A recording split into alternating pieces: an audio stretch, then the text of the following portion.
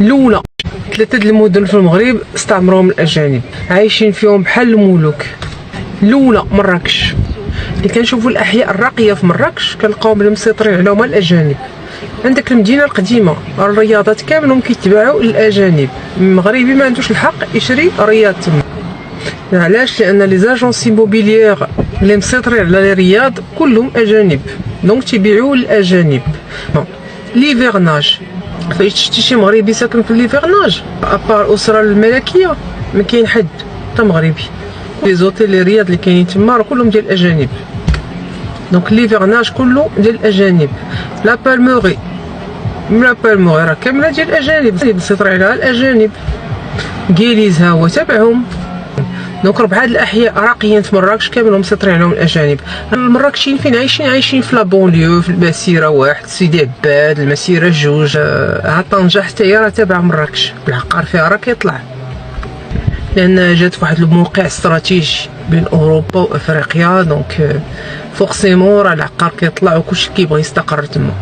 فاش غنظموا هاد لا كوب دي موند سافا يتر بيغ. الثالثه الداخله راه من المدن المغربيه السياحيه، كاين فيها واحد السياحه ديال السيرف وديال الكيت سيرف وديال، هي فاش كتشد الطياره لا من كازا للداخله راه مطرفقه بالاجانب. انا فاش شديتها ديغنيغمون كنا حنا يمكن 3 ولا 4 ديال المغاربه. دونك هاد الدور الداخله كامله من راس لراس ما تلقاش سائح واحد كيدور. السياحه ما مستغنيناش الناس ديال الداخله. هذا رايي انا، كنقول لك الشيء اللي شفتو عينيا. في ايامات الاستعمار كيفاش كان المغرب؟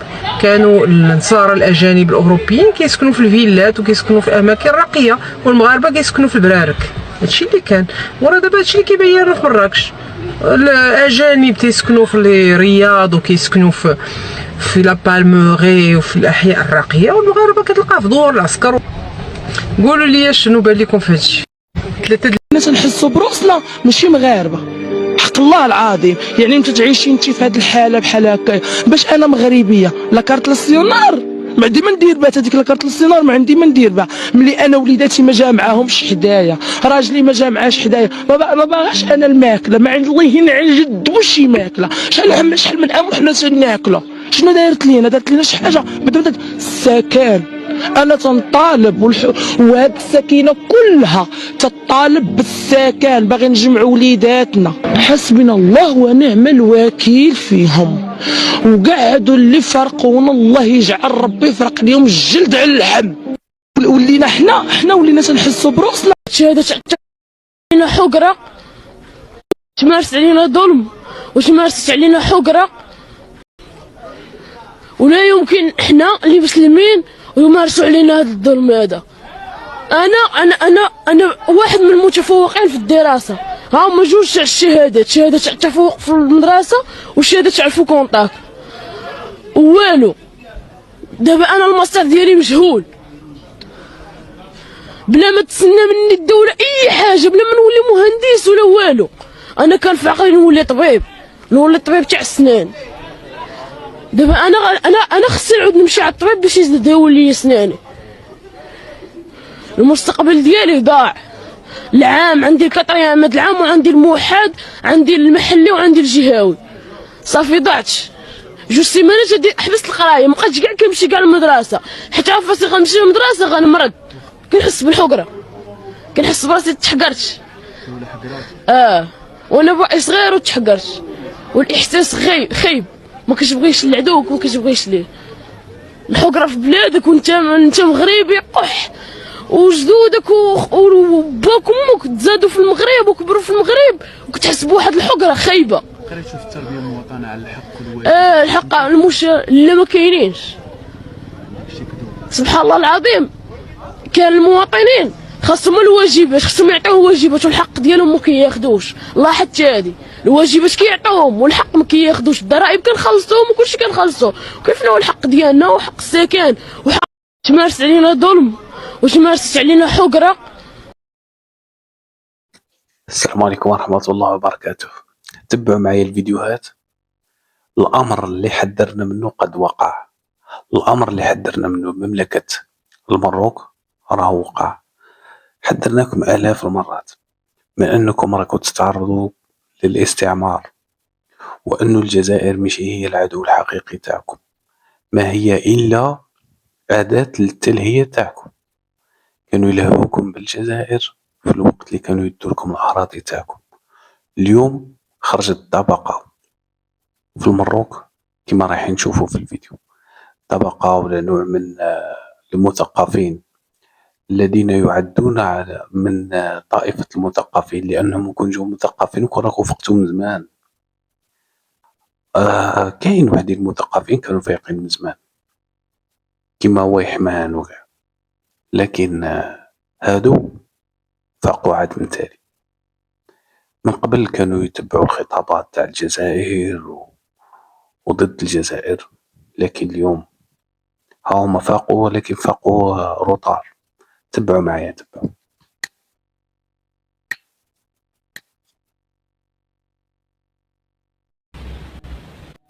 ولكن العيب أن تأتي السلطات إلى الناس في حي من الأحياء وتخبرهم يوم الثلاثاء بأنه آخر يوم لإقامتهم وتواجدهم هو يوم السبت أو يوم الأحد، ومن لم يرحل فستأتي الجرافات وتأتي الآلات التي ستهدم مسكنه، فيصاب الناس بالصدمة من هذا القرار المفاجئ دون أن يكون هناك بديل أو تعويض. وهذه هي كما كيقولوا، وهذا هو مربط الفرس. قلت لا عيب ولا يعارض كثير أو كل الناس أن تقوم الدولة بخدمة بلادها، ولكن العيب هو أن يفاجأ الناس دون أن يكون هناك بديل. وفي زمن الدراسة في وقت القراية يباغت الناس ويصدم الناس بمثل هذه القرارات. شفنا بزاف تاع الناس يبكون، الناس ما عندهمش فين يمشيو، الناس عندهم مرضى، الناس عندهم أزمات مالية، الناس فقراء، الناس محتاجون، الناس وكل هذا الصياح وكل هذه الشكاوى لم يلتفت إليها أحد، والقرار سيمشي وسينفذ، وكل واحد يبرئ نفسه ويقول بأن الأوامر جات من الفوق، الأوامر جات من الفوق. على كل حال، ظهر من خلال هذه الممارسات بأن كرة القدم أشرف من المواطن، وكرة القدم أكرم من المواطن، وكرة القدم أهم من المواطن. كيف سأصدق كيف سيصدق معظم المغاربة المسؤولين عندما يقولون بأنهم جاءوا لخدمة الصالح العام وخدمة الوطن، وهم يرون التشريد ويرون هدم المنازل؟ ناس مرضى لم يجدوا حتى الرعاية الطبية في بلدهم، وجلسوا في بيوتهم ينتظرون الموت، فإذا بالسلطات تفاجئهم بالموت قبل الموت. سمو حمد الساد، خرجنا على التقاعد وخرجنا على السكن. اهم حاجه هو السكن ديالنا.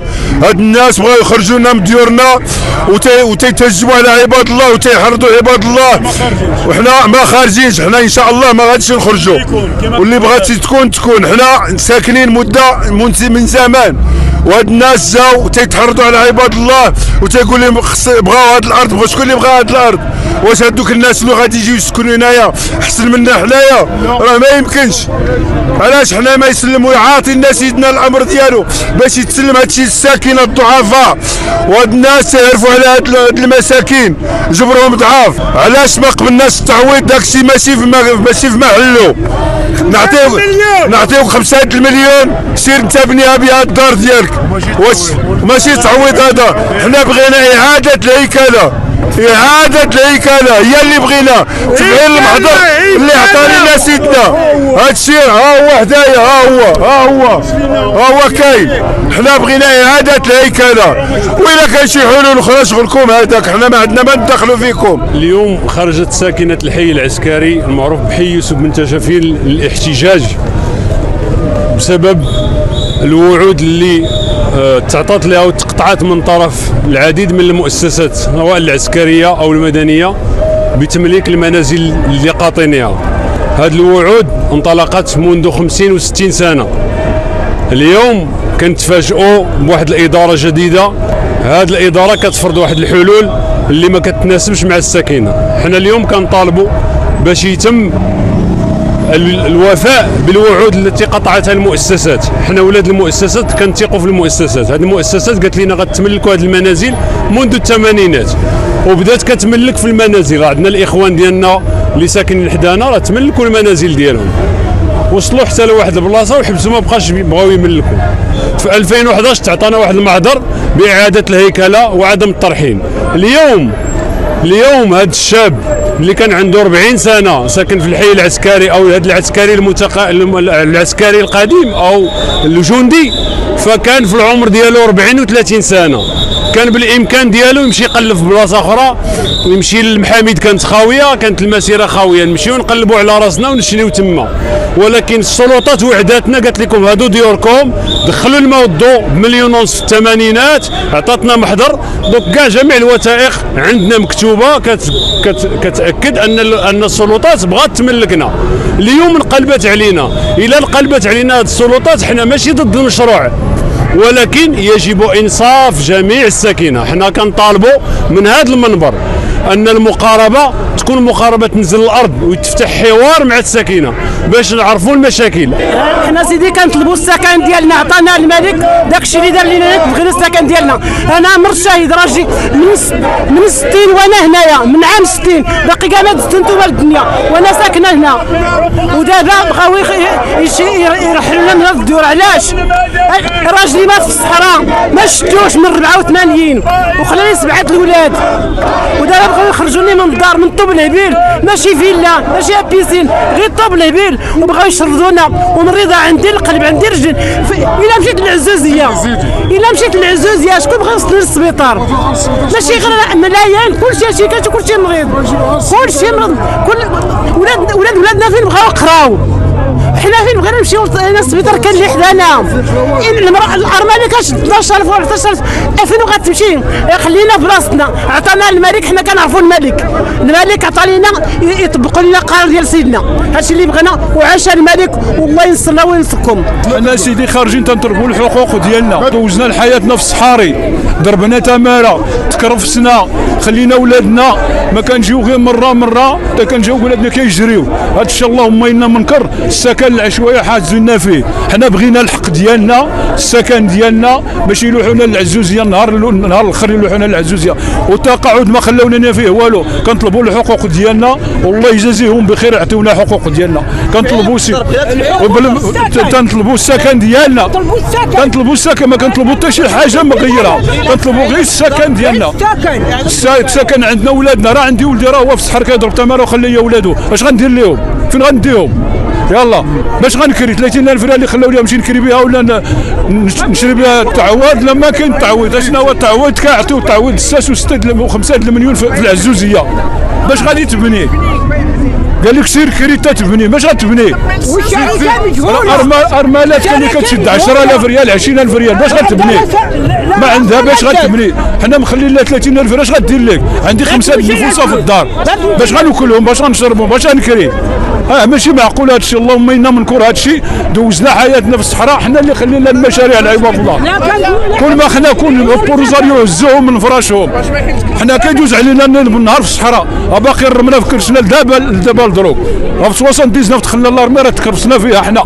كان ديك الساعه الحرب، ما كان الله يعطيك صحتك، ماتوا الرجال ومشاو. اش يقولوا لنا دابا؟ اش عطاونا دابا؟ ما عطاونا حتى شي، ما عطاونا حتى شي حاجه، عطاونا غير تمارين هكا حازينك في السكن العشوائي. عطاونا ما عطاونا والو. السيتي جي جات شغلها هذاك، حنا ما تنجي شغلنا فيها. بغات تقيد شغلها هذاك، اللي مشى عنده تقيدو في شغلنا حنا. كنطلبوا حنا الحقوق ديالنا، السكن اللي كنطلبوا لسيدنا، ما كنطلبوا حتى شي حاجه هنا. سيدنا يعاوننا، سيدنا يعاوننا، سيدنا اللي عطانا، حنا سيدنا اللي عطانا. اول مشكل عندنا شنو هو واحد الاحصاء ما عرفنا امتى دار. واش احصاء ديال هذه 20 عام دار تنزلوا على ساكنه دابا؟ راه احصاء 20 عام لو كان شاب كون راه تزوج وولد. دونك هذاك الاحصاء شابته عده خروقات مما سيؤدي لاقصاء العديد من الساكنه. المساله الثانيه وهو اننا كنطالبوا بجبر الضرر. هاد الجنود والمتقاعدين وارامي وايتام الشهداء هادو بواتهم، والجنود ديالنا المتقاعدين حروا لنا المسافات والكيلومترات. لا يعقل اننا نجيو نلطخوا السمعه ديالهم والشرف والانفه والعزه ديالهم بهذا القرار، انك تجي وتعسف عليه في اخر العمر ديالو. كان من بالاحرى ملي كان باقي صغير ما توعدوش، قول له ودي انت هاد بالقشالي ما ديالكش وما غتجلسش فيها. منين جلستي فيها 40 و60 سنه، فلهذا الان يجب جبر الضرر.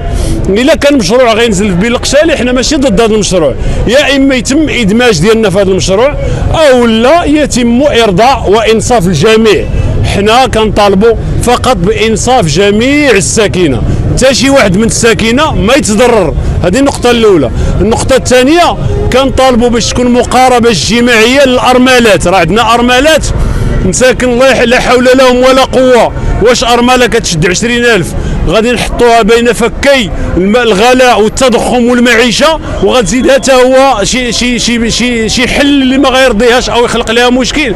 فهنا كنطالبوا اولا بان ذاك الاحصاء يعاد فيه النظر، ثانيا جبر الضرر للناس عبر واحد الحل منصف للجميع ما يتمش اقصاء حتى شي واحد، وثالثا الى الاهميه لهاد الشيوخ. ما يمكنش راجل كان عنده 40 عام دابا ولا عنده 80 عام عاد جيت انت بغيتي تعطيه، اش غتعطيه؟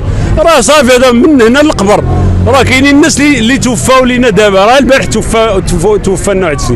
دونك هنا الله يجازيكم بخير، حنا نرسل رساله لجميع السلطات باش تفتح حوار مباشر لاجل هذه المساله هذه، لتنزيل حلول على ارض الواقع. ما يبقاوش يجيبوا لنا حلول من السماء وينزلوهم راه ما غاديش ينجحوا لهم. وسبق وحضرنا في 2011 قلنا ودي الله يجازيكم بخير، راه هادشي اللي غادي ديروا راه بالقشالي راه قنبله موقوته، راه غادي تقربوا عليها غادي يطرا فيها شي مشكل. علاش؟ ان ما تمش فتح حوار وما كيسمعوش الناس حقيقه الواقع ديالهم. راه متقاعد عسكري راه افنى الحياه ديالو. راه كاينين معنا الناس اللي ما عرفوش القبر ديال باهم، تيبكي يبغوا يعرفوا على القبر ديال باهم باش يمشيو يترحموا عليه. كفى تواطؤ مع خبراء اللي هما يعني مزورين، وحتى الوكاله الحضريه ما لعبتش الدور اللي كان خاصها تلعبوا. ولينا من الاصلاح ولا الهدم الاوتوماتيكي ولا الهدر المدرسي الاوتوماتيكي القصري بالنسبه للدراري. اذا هذا ظلم كبير على الظلم اللي عانت منه الساكنه منذ 2024. ولهذا هنا جات الساكنه كتقول للمسؤولين، كتوجه لهم نداء باش ياخذوا بيديهم وان يحقوا الحقوق ديالهم. المطالب ديالهم مشروعه، ما كيطالبوا الا بالحق ديالهم. ونذكر لمن نسي بان حكومه كحكومه خاصها تكون في خدمه الساكنه. حنا راه ماشي شي حاجه اخرى، ماشي الحكومه تخدم مصالحها وتخلي مصالح الناس. ولهذا هذه وقفه سلميه، ربما غدا تكون وقفات اخرى. كانت مسيرات داخل المدينه داخل السور، كانت تصريحات، كانت واحد العدد ديال الامور، وراهما دايرين البرنامج ديالهم وانا كمواطنه مغربيه غادي نساندهم لان عارفه المطالب ديالهم مشروعه. اي خطوه كتبان ليا مزيانه دايرينها الا وغادي نكون حتى انا واقفه معهم المؤازره. هذا هو الخدمه ديال المافيات العقار، هما عندهم الترميم وكاين اللي عنده الخبره مضاده كتقول دارو صحيحه في صحه خاصها غير الترميم، فاذا به كيجيهم قرار الافراغ شفوي. هنا فين كيبان لك ما كاينش ورقه اذا هذا الشيء ماشي قانوني. ولهذا حنا بغينا دوله الحق والقانون وبغينا الامور تمر قانونيه كيف قال الملك البلاد. التاهيل المدينه والاصلاح والترميم هذا الشيء اللي باغيين السكينه والسلام. الفلوس اللي مشات 93 مليار تيتسائلوا فين مشات. هذا هو اللي كاين. السلام عليكم، حميد الغيام، منسق تنسيقيه ضحايا قرارات الهدم والتهجير القسري والسطو العقاري بالمدينه العتيقه. الان تنحضروا لواحد الوقفه احتجاجيه سلميه ديال الناس ديال المدينه القديمه داخل الاسوار، يعني المدينه العتيقه. ولا يخفى عليكم ان المدينة العتيقة كان صاحب الجلالة قام بعدة زيارات لهذه المدينة العتيقة وفهم النمط ديال العيش ديال السكان ديالها والتعايش ديالهم مع بعضياتهم، ودار واحد الاتفاقية، وقع واحد الاتفاقية مع الوكالة الحضرية باش تأهل هاد المباني ديالها وترممها ودخليها في الميزانية ديال الوكالة الحضرية 93 مليار باش يشوف هاد المشروع النور. وهنايا لاحظنا بأن الوكالة الحضرية ما كتحترمش الاتفاقيه ديال صاحب الجلاله اللي هي اصلاح والترميم ديال العقارات، وكتمشي في واحد الاتجاه اخر اللي هو الهدم والتشريد، وهذا الشيء غير مقبول. هنايا هذه الوقفه الاحتجاجيه كانت احتجاجا على هذه المسائل اللي كينهجوها دابا السلطات. تيجيو المقدميات تيدقوا على الناس وتيقول لهم شفويا عندك سيمانه خوي، عندك 4 ايام خوي، وهذا الشيء غير مقبول.